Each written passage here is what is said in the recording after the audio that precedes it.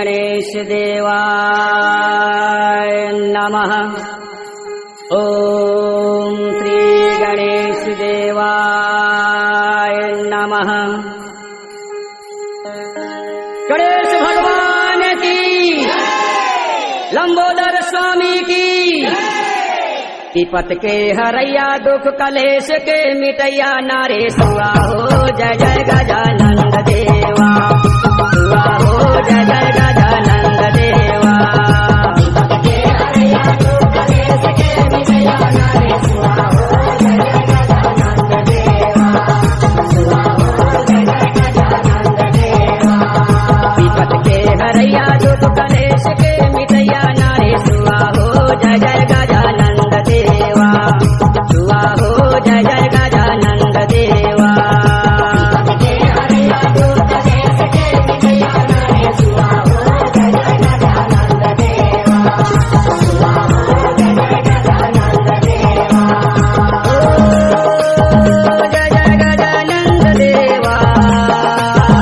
जय जय गजानंद देवा। जय जय गजानंद देवा। जय जय गजानंद देवा। विपत के हरैया दुख कलेश के मिटैया नारे सुआ हो जय जय गजानंद देवा। सुआ हो जय जय गजानंद देवा।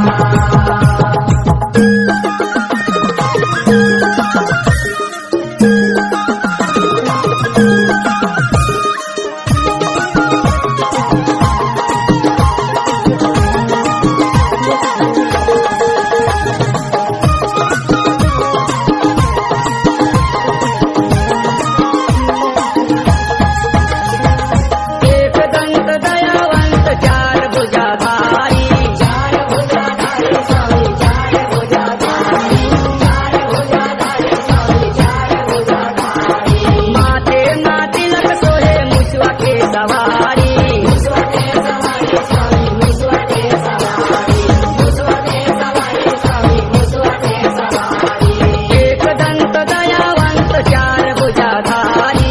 चार भुजाधारी स्वामी चार भुजाधारी। चार भुजाधारी स्वामी चार भुजाधारी। माथे तिलक सोहे मुसवा के सवारी।